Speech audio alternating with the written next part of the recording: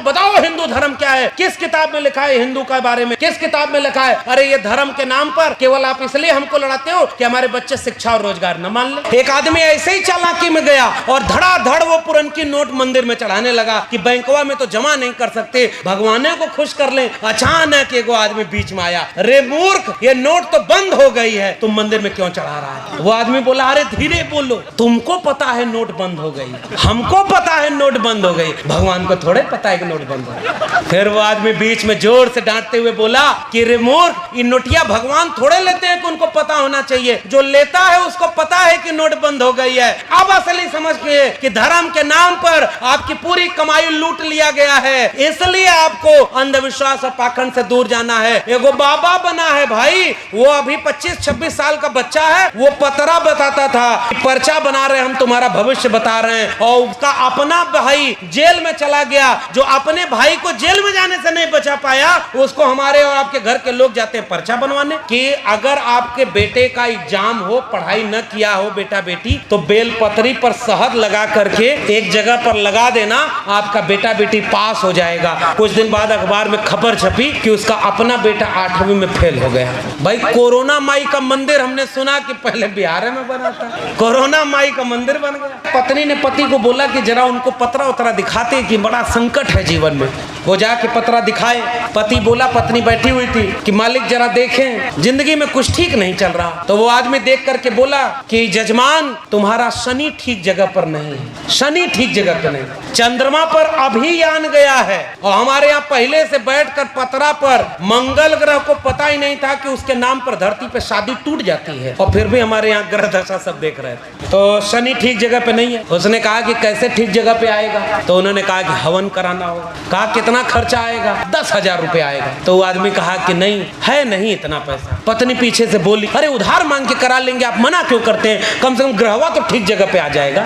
वो आदमी कहा नहीं यार हुजूर, पहले उधार बहुत है, इतना पैसा नहीं दे पाएंगे। सामने से वो आदमी बोला, चलो तुम्हारे लिए 50% डिस्काउंट दे देते हैं, तुम 5,000 दे देना, हवन करा देंगे, तुम्हारा शनि ठीक जगह पे आ जाएगा। उसके बाद भी वो आदमी कहा नहीं साहब इतना भी नहीं है। फिर उसने कहा कि अच्छा 1,000 रुपया दे दो, हम छोटी वाली हवन करा देते हैं। उसने कहा नहीं हुजूर 1,000 भी नहीं है। तो जाते जाते वो आदमी ने बोला कि 100 रुपया दे दो, एक मंत्र दे देता हूँ, इसका जाप करते रहना, कष्ट दूर हो जाएगा। वो आदमी खड़ा होकर कहा कि हुजूर मेरे जेब में 1 फूटी कौड़ी नहीं है। दूसरा आदमी गुस्से में खड़ा हुआ और कहा कि जब तेरी जेब में 1 फूटी कौड़ी नहीं है तो जा बेटा, शनि तेरा कुछ नहीं बिगाड़ सकता। जिंदा आदमी को दंगे में मारते हो और पत्थर पूजने की बात करते हो, हमें जिंदा आदमी की बात करनी है, जो भारत के संविधान ने हमको बराबरी की बात कही है। बाबा साहब डॉक्टर अंबेडकर ने कहा था, जिस दिन इस देश में मंदिर जाने वाली भीड़ विश्वविद्यालय जाने लगेगी, तब इस देश को सोने की चिड़िया बनने से कोई रोक नहीं सकता। वैशाली की जमीन पर मुझे पहली बार आमंत्रित करने के लिए पूरी आयोजन समिति का बहुत बहुत धन्यवाद और आभार है कि आपने मुझे ये मौका दिया है। आज एक अलग तरीके का कार्यक्रम ये है। आज जिस जगह पर जो कार्यक्रम आयोजित किया गया, इस कार्यक्रम में एक वैचारिक विमर्श की तरह रखा गया कि हम महिषासुर को याद करेंगे। मेरे एक सवाल का जवाब दीजिएगा, अगर धर्म के मिथकों में आप जाएंगे और एक मिथक को अपना मानेंगे और उसे सच मानेंगे, तो अपने आप उसका दूसरा मिथक भी सच साबित हो जाएगा कि नहीं। 8 हाथ की कोई महिला होती है कि नहीं, ये आप भी सच साबित कर रहे हैं, क्योंकि आप दूसरे को अपना मना रहे हैं। इस पर विचार करिएगा, हो सकता है मेरी बात से आप सहमत ना हो। इससे स्थापित कौन होगा? जिसके हाथ में ताकत होती है उसका झूठ भी सच साबित हो जाता है, और जिसके हाथ में ताकत नहीं है उसका सच भी ऐसे ही गुलामी के इतिहास में तब्दील हो जाता है, और आप उसे साबित करने की कोशिश करते रह जाइए। जब तक आप सच झूठ को सच साबित करेंगे, तब तक झूठ पूरी दुनिया को अपना दीवाना बना चुका होगा। तथागत बुद्ध के पूरे इतिहास में, और मैं बुद्ध की जमीन पर खड़ा हूं जहां कहा गया कि तथागत बुद्ध 3 बार आए, और अंतिम वक्त में भी उनका अंतिम व्याख्यान भी यहां हुआ। और जिस तथागत बुद्ध ने ये कहा कि मैं न ईश्वर को मानता हूं न आत्मा को मानता हूं, सच बताइए हम उसी तथागत बुद्ध की पूजा करने लगे कि नहीं? तो ये पुजारी और भक्त होना विरासत में मिला है। हम बस भगवान चेंज करना चाहते हैं। इस पर जरा विचार करिएगा। कोई बच्चा कोई घर में थोड़ा सा भी अगर समझदार निकले तो हम जैसे लोग जानते हैं 1 रुपया घर में बचा और कोई शिक्षा की कीमत जाना, जगह जमीन गिरवी रख करके अपने बेटा बेटी को लोगों ने पढ़ाया। अगर नहीं पढ़ाते तो हम यहाँ तक नहीं पहुँच पाते। इसलिए अगर कोई एक चीज़ बचानी थी तो शिक्षा बचानी थी। जिसके जेब में पैसा है उसके बच्चे अच्छे स्कूल में पढ़ रहे हैं, और जिसके जेब में पैसा नहीं है उसके बच्चे सरकारी स्कूल में केवल मिड डे मील का भोजन लेने जा रहे हैं। और आज 12वीं पास होने के बाद जब कंपटीशन होगा तो किसके बच्चे DMSP बनेंगे? क्योंकि हमारे वाले घर के बच्चे तो 9 दिन व्रत रहे थे पहले, उनको ये पता हो गया था कि 9 दिन व्रत रहना है। उसके बाद अभी छठ भी आने वाला है, अभी उसके कार्यक्रम लगे हुए हैं पूरा कंटिन्यू। 12 महीने के कैलेंडर में 24 कार्यक्रम लगे हुए हैं जो इस देश को अंधविश्वास और पाखंड में फैलाने जा रहे हैं। घर में बेटा बेटी अगर कहेगा कि मम्मी पापा एगो कलम खरीदनी है, किताब खरीदनी है, तो आप कहेंगे ना पैसा नहीं है। और अगर कोई चंदा मांगने आ जाएगा कि हम मूर्ति बैठा रहे हैं, आप उसको 10 रुपया उधार मांग के दे देंगे कि कहीं देवी देवता नाराज ना हो जाए। आपने अपने बच्चों को पढ़ाने के लिए कितने स्कूल खुलवाए, और जिसका नाम मैं ले रहा हूं आरएसएस इस देश में 6 लाख से ज्यादा सरस्वती शिशु मंदिर चलाता है। बताइए 6 स्कूल जो आप चलाते हो, यही अम्बेडकर फुले पेरियार का सपनों का भारत। कितने स्कूल आपने चलाए, कितना फ्री में शिक्षा देते हैं बच्चों को। और अगर शिक्षा नहीं दिए थे तो फिर किस बात का? बच्चा अगर शिक्षित नहीं होगा, आज बाबा साहब के सपनों का भारत बनाना है, और घर गए तो पता चला व्रत हैं, उसमें त्योहार में फल काहे नहीं ले आए, वहां सपनों का भारत बंद हो जाता है। ईमानदारी तो हमने अपनी ही नहीं दिखाई, और हम शिकायत अपने नेताओं से करते हैं, बुद्धिजीवियों से करते हैं। घर से शुरुआत करनी होगी। इसलिए मैंने पहले ही शुरुआत में कह दिया था, आपके बच्चे शिक्षित नहीं हैं तो आपके बच्चों को कैसे पता होगा भाई कि संविधान कैसे खतरे में। वैशाली के गांव में आप जाएंगे और किसी गांव वाले को, कम पढ़े लिखे को समझाएंगे कि संविधान खतरे में है, उसके बच्चों को पता ही नहीं संविधान क्या होता है। क्योंकि दिन भर अगर कमाए तब शाम को चूल्हा जला, वहां तो शिक्षा पहुंच ही नहीं पाई। वहां के लोग कर्मकांड अंधविश्वास में नहीं फंसेंगे तो किस में फंसेंगे? हम तो जातियों में बढ़ गए। हाजीपुर के लोगों बताओ, रामविलास पासवान को याद करना चाहता हूं, उनकी तमाम चीजों से असहमत भी हूं। वो नारा क्या था? गूंजे धरती आसमान रामविलास पासवान। रामविलास जी का एक नारा था। और एक भाषण मुझे अभी मिला, संसद में खड़े होकर उन्होंने कहा, मैं पूछना चाहता हूं बताओ हिंदू धर्म क्या है, किस किताब में लिखा है हिंदू के बारे में, किस किताब में लिखा है? अरे ये धर्म के नाम पर केवल आप इसलिए हमको लड़ाते हो कि हमारे बच्चे शिक्षा और रोजगार न मान ले। बाद में वो रामविलास जी कहीं और चले गए। भाई जो जितना मेहनत हमारे समाज के लिए किया उतना सम्मान उसको दो। जहां वो गलत होगा उसकी आलोचना करेंगे। तब एक ज्योतिबा फुले का किस्सा सुनाता हूं। ऐसे किस्से गांव गांव सुनाइएगा। ज्योतिबा फुले ने एक नाटक लिखा है तृतीय रत्न, और महिलाओं और माताओं बहनों को ज़्यादा संबोधित करके कह रहा हूँ। एक घर में ऐसे ही परेशान लोग, तो वो पति को पत्नी बोली कि वो जो आते हैं जो धरती पे उनके अवतार हैं, समझ रहे हैं ना। घर में कोई परेशान हो, कोई जिंदा हो, कोई पैदा हो तो भी उसी को खिलाइए, कोई मर जाए तो भी उसी को खिलाइए, कहीं और अनाज पैदा हुआ तो उसी को खिलाइए, कोई ना आपके घर में खाना हो तो उधार मांग कर खिलाइए। और वो सारा भोजन खा के जाते आते कहेंगे कि कुछ सीधा हो तो बांध के दे दीजिए। समझ रहे हैं ना। वहीं के पास गए, ज्योतिबा फुले लिख रहे हैं भाई, वो कह रहे हैं पत्नी ने पति को बोला कि जरा उनको पतरा उतरा दिखाते कि बड़ा संकट है जीवन में। वो जाके पतरा दिखाए। पति बोला, पत्नी बैठी हुई थी, कि मालिक जरा देखें जिंदगी में कुछ ठीक नहीं चल रहा। तो वो आदमी देख करके बोला कि जजमान तुम्हारा शनि ठीक जगह पर नहीं है, शनि ठीक जगह पर नहीं। चंद्रमा पर अभी यान गया है, और हमारे यहाँ पहले से बैठकर पतरा पर मंगल ग्रह को पता ही नहीं था कि उसके नाम पर धरती पे शादी टूट जाती है, और फिर भी हमारे यहाँ ग्रह दशा सब देख रहे थे। अब भाई समझ जा रहे हैं सारे में। तो शनि ठीक जगह पे नहीं है। उसने कहा कि कैसे ठीक जगह पे आएगा? तो उन्होंने कहा कि हवन कराना होगा। कहा कितना खर्चा आएगा? तो मान लीजिए कहा 10,000 रुपये आएगा। तो वो आदमी कहा कि नहीं है, नहीं इतना पैसा। पत्नी पीछे से बोली, अरे उधार मांग के करा लेंगे, आप मना क्यों करते हैं? कम से कम ग्रहवा तो ठीक जगह पे आ जाएगा। वो आदमी कहा नहीं यार हुजूर, पहले उधार बहुत है, इतना पैसा नहीं दे पाएंगे। सामने से वो आदमी बोला, चलो तुम्हारे लिए 50% डिस्काउंट दे देते हैं, तुम 5,000 दे देना, हवन करा देंगे, तुम्हारा शनि ठीक जगह पे आ जाएगा। उसके बाद भी वो आदमी कहा नहीं साहब इतना भी नहीं है, फिर उसने कहा कि अच्छा 1000 रुपया दे दो, हम छोटी वाली हवन करा देते हैं। उसने कहा नहीं हुजूर 1000 भी नहीं है। जाते जाते वो आदमी ने बोला कि 100 रुपया दे दो, एक मंत्र दे देता हूँ, इसका जाप करते रहना, कष्ट दूर हो जाएगा। वो आदमी खड़ा होकर कहा कि हुजूर मेरे जेब में 1 फूटी कौड़ी नहीं है। दूसरा आदमी गुस्से में खड़ा हुआ और कहा कि जब तेरी जेब में 1 फूटी कौड़ी नहीं है तो जा बेटा, शनि तेरा कुछ नहीं बिगाड़ सकता। और ये कौन लिख रहा है? महात्मा ज्योतिराव गोविंदराव फूले लिख रहा है। सारा माल किसका है? नोटबंदी हुई थी, पता है ना? नोटबंदी हुई तो पुरनका नोट कहां ले गए सब लोग? बैंक में। जिसके पास अपना कमाई का धन था वो बैंक ले गया, और जिसके पास ऐसे बचा हुआ था वो एक आदमी ऐसे ही चालाकी में गया और धड़ाधड़ वो पुरनकी नोट मंदिर में चढ़ाने लगा कि बैंकवा में तो जमा नहीं कर सकते, भगवाने को खुश कर लें। अचानक एक आदमी बीच में आया, रे मूर्ख, ये नोट तो बंद हो गई है, तुम मंदिर में क्यों चढ़ा रहा है? वो आदमी बोला अरे धीरे बोलो, तुमको पता है नोट बंद हो गई, हमको पता है नोट बंद हो गई, भगवान को थोड़े पता है कि नोट बंद हो गई। फिर वो आदमी बीच में जोर से डांटते हुए बोला कि रे मूर्ख, ये नोटिया भगवान थोड़े लेते हैं कि उनको पता होना चाहिए, जो लेता है उसको पता है कि नोट बंद हो गई है। अब असली समझ के कि धर्म के नाम पर आपकी पूरी कमाई लूट लिया गया है, इसलिए आपको अंधविश्वास और पाखंड से दूर जाना है। अगर इस दुनिया में कोई भी अगर भगवान होगा, किसी भूखे को रोटी खिला देना, किसी अनपढ़ को शिक्षा दिला देना, किसी नंगे को बदन पर कपड़ा दिला देना, अगर कोई भगवान होगा तो किसी दान दक्षिणा की बजाय रोटी कपड़ा मकान देने पर सबसे ज्यादा खुश होगा। इसीलिए आपको इस पाखंड से बचने की जरूरत है।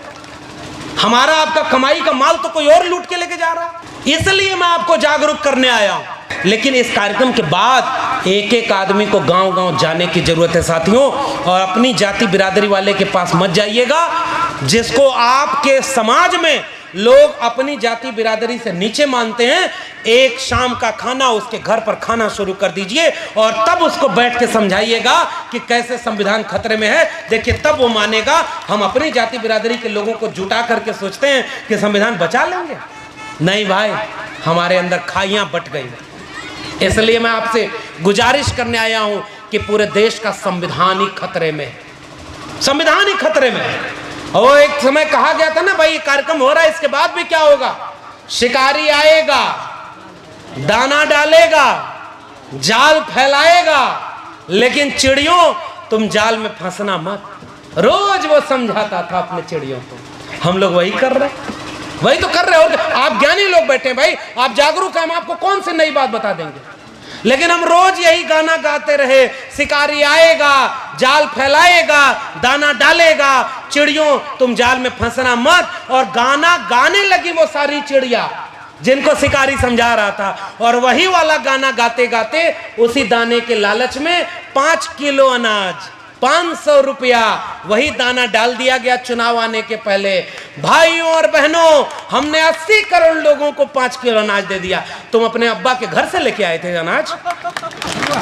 भाई जिस समय इस देश में जगह जमीन गिरवी रख करके लोगों ने अपने बेटा बेटी को शिक्षा दिलाई, और आज अपने बेटा बेटी की शिक्षा को गिरवी रख दिया केवल 5 किलो अनाज पर। बिहार में तो जाति जनगणना करा दी ना, 63% ओबीसी लोग, लगभग 20% दलित लोग, तो कितना हो गया? 83%। और अगर उसमें पसमानदा मुसलमान को जोड़ लेंगे तो 90% हो गया कि नहीं? बिहार में आधा खेला हुआ है, आधा खेला हुआ है। आधा खेला उस दिन होगा जब इस जाति जनगणना के आर्थिक आंकड़े सार्वजनिक कर दिए जाएंगे, तब पता चलेगा जिनकी आबादी 3.5% है उनकी पास नौकरी 97% है, जिनकी आबादी 2.5% है उनके पास जमीन 50% है। भैया तो देश किसका है? ये सवाल हम पूछना चाह रहे हैं। इसलिए हम आपसे गुजारिश करने आए हैं कि जब यहां से जाइएगा तो आप चाहे सामाजिक कार्यकर्ता हो, मैं भरोसा करता हूं कि जो जितनी माताएं बहनें हैं, पुरुषों की क्रांति चार दीवारी के बाहर दम तोड़ देती है। महिलाएं जब किसी वैचारिकी से लैस होती हैं तो दूसरे घर के चूल्हे पर जाकर बैठकर दूसरी बहन से कहती हैं कि अगली बार जब बसावन भुइयां मंदिर के बगल में कोई कार्यक्रम हो तो जरूर चलना, क्योंकि वहां अंधविश्वास, पाखंड और शिक्षा और रोजगार वाली बात की गई है। अगली बार अगर कोई महिला वहां से निकल करके आए तो वो 2 घरों को बदल देती है।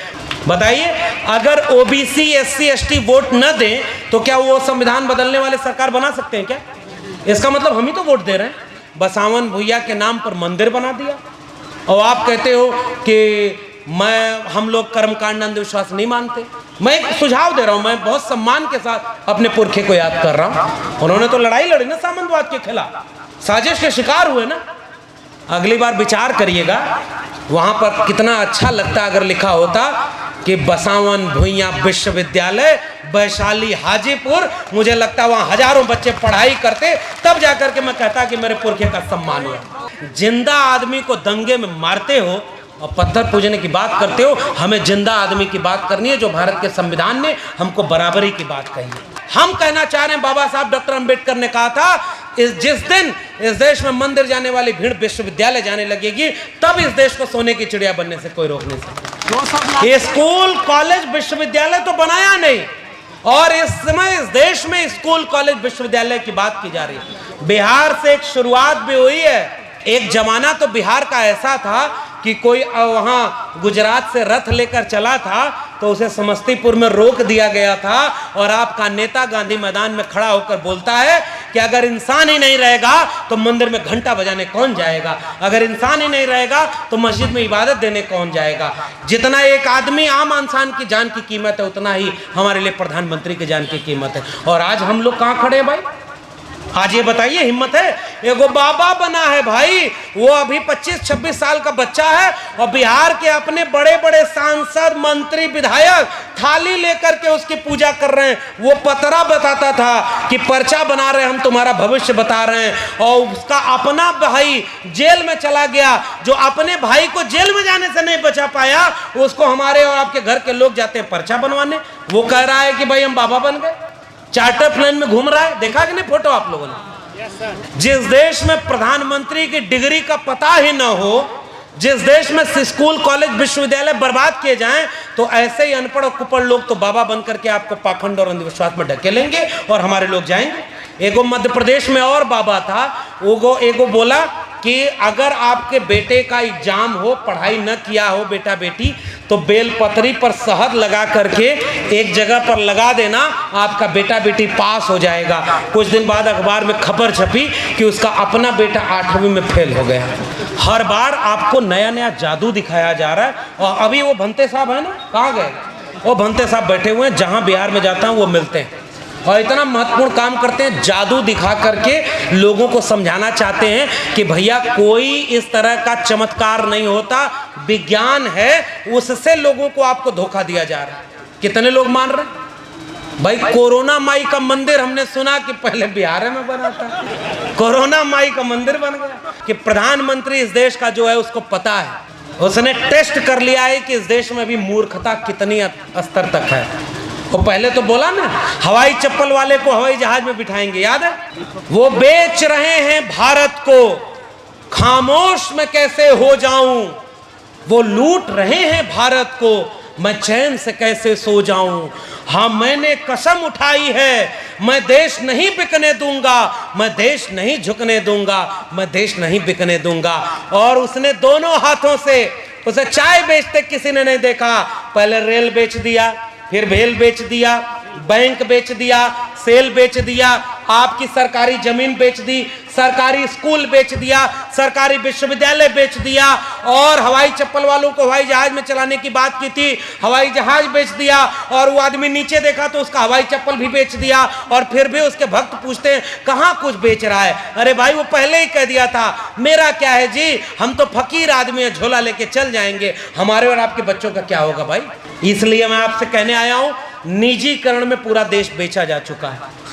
शिक्षा है नहीं, रोजगार है नहीं, तो अंधविश्वास और पाखंड का दुकान नहीं खुलेगी तो किसकी खुलेगी? वैशाली के लोगों, आप दुनिया में लोकतंत्र का पाठ पढ़ाने वाले विश्वविद्यालय हैं। लोकतंत्र लोकतंत्र यहीं से शुरू हुआ था। हाथ उठाकर वादा करो, जब तक अंबेडकर फूले पेरियार को मानने वाले हैं, 24 में ये संविधान बदलने वालों को कभी देश में आने नहीं देंगे और पाखंड अंधविश्वास में फंसने नहीं देंगे और घर घर जाएंगे, 90% लोगों को जोड़ेंगे और सबको एकजुट करेंगे, ताकि आने वाली पीढ़ियां जब हमसे पूछें कि जब संविधान बदला जा रहा था तो तुम क्या कर रहे थे, मैं आंख में आंख डाल करके कहूंगा संविधान बचाने वालों के साथ खड़ा था। जय भीम, जय मंडल, संविधान जिंदाबाद, उल गुलाम जिंदाबाद, इंकलाब जिंदाबाद।